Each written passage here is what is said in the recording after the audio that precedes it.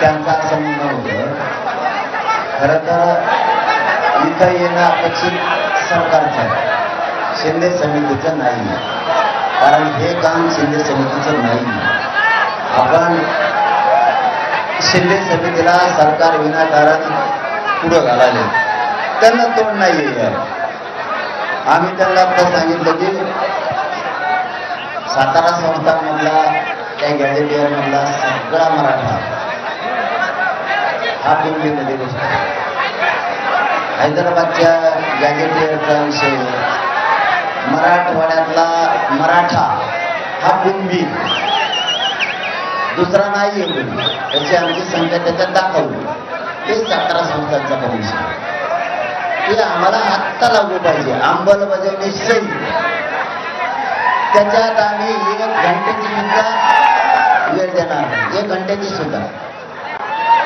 राहिला विषय केशेसचा, केशेस पण त्यांना सांगितलं सरसकटचं. बलिदान केलेल्या नोकऱ्याचा आणि निधीचा विषय ते सुद्धा आता ते म्हणले आम्ही लगेच मंत्रिमंडळासंघ बसणार आहे, तेही घेतो.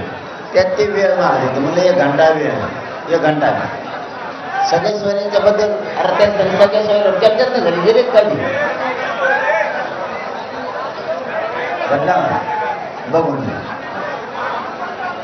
आणि मराठा आणि कुणबी एक आहे. 58 लाख नोंदीचा अहवाल आहे. आपलं म्हणणं आहे ते सुद्धा जाहीर काढून टाक. त्याच्यासाठी पण त्याला थोडा वेळ पाहिजे. तर ते आता चर्चा करून येतो म्हणले, बघू काय होतं ते. पण ह्या 2 गॅजेटियरमध्ये केसेसमध्ये बलिदान गेलेल्या कुटुंबाचा विषय आणि शिंदे समितीच्या नोंदी शोधण्याचा विषय, किंवा कुठंही 1 घंट्याचा सुद्धा वेळ दिला जाणार नाही. कारण मराठवाड्यातला सगळा मराठा कुणबी आणि सातारा संस्थांमध्ये सुद्धा पश्चिम महाराष्ट्रातला मराठा कुणबी. त्यामुळे याच्या 2 मध्ये बॉम्बे गव्हर्नमेंट आणि औंध संस्थांच्या गॅजेटियरसाठी आम्हाला थोडा वेळ द्या. ठीक आहे म्हणलं, त्या 2 साठी आम्ही वेळ देतो. पण या 2 ला पश्चिम महाराष्ट्र आणि मराठवाड्याचं गॅजेटियर 1 मिनिट सुद्धा मिळणार नाही. गेले आता ते सांगतो म्हणजे येते ना.